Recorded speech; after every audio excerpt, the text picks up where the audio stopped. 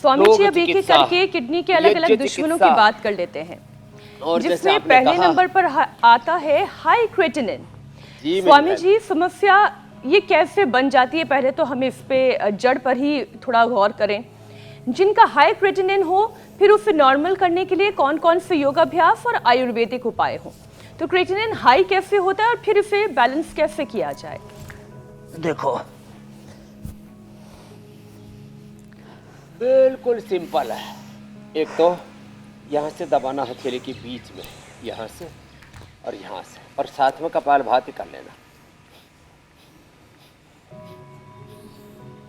हरे धनिये की, ये धनिया है ना इधर, हरे धनिये की चटनी, धनिया, गोखरू, कुलथ, जो और कासनी, इनका काढ़ा बना करके पी लो। रीनोग्रिट साथ में ले लो। कितना ही क्रेटिनिन बढ़ा हुआ हो, एकदम नॉर्मल आ जाता है। लोगों का 8 से लेकर के 18 तक जिनका बढ़ गया था, उनका हमने नॉर्मल किया। मंडूकासन, योग मुद्रासन कराया, और फिर ये अर्धमत्स्येंद्रासन, वक्रासन, गोमुखासन, फिर स्थित कोणासन, चक्रासन, पूरे प्रवाह से हम कर रहे हैं।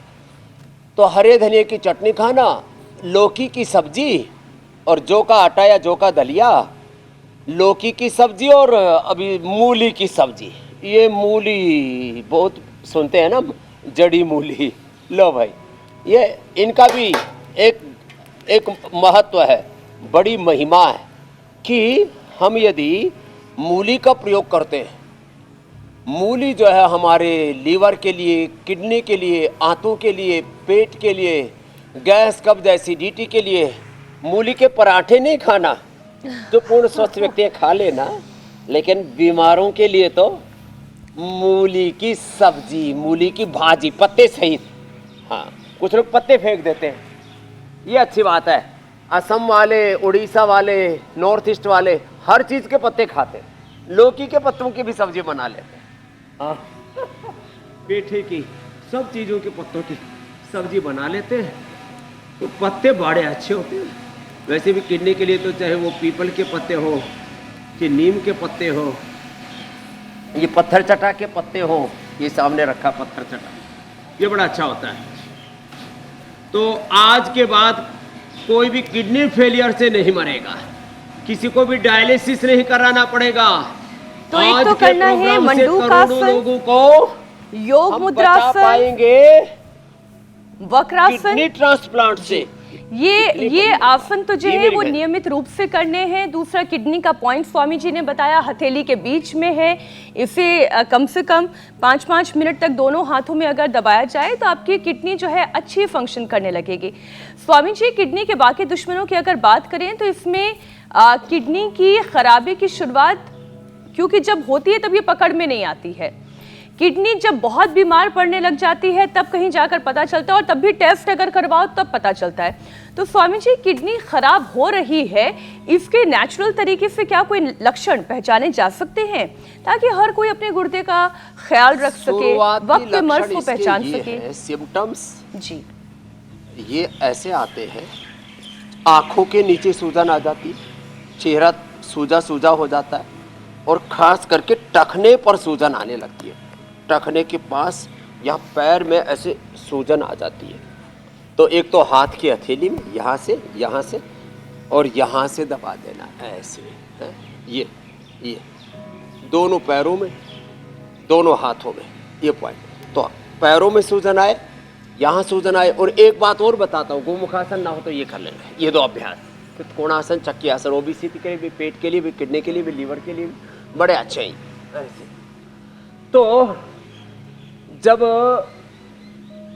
किडनी में गड़बड़ी आती है तो सबसे ज़्यादा दिक्कत होती है, कमजोरी आती है और चेहरा मटमैला सा पड़ जाता है।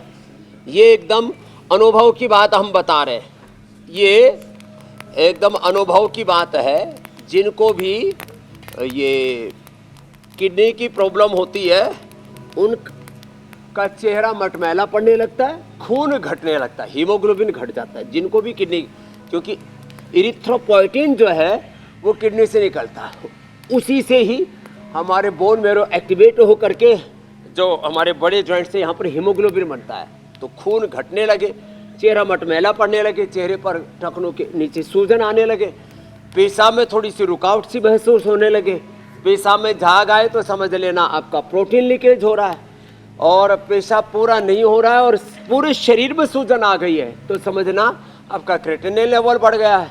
फिर पेन होता है, थोड़ा बहुत भारीपन आता है तो समझ लेना आपको किडनी स्टोन हो रहा है।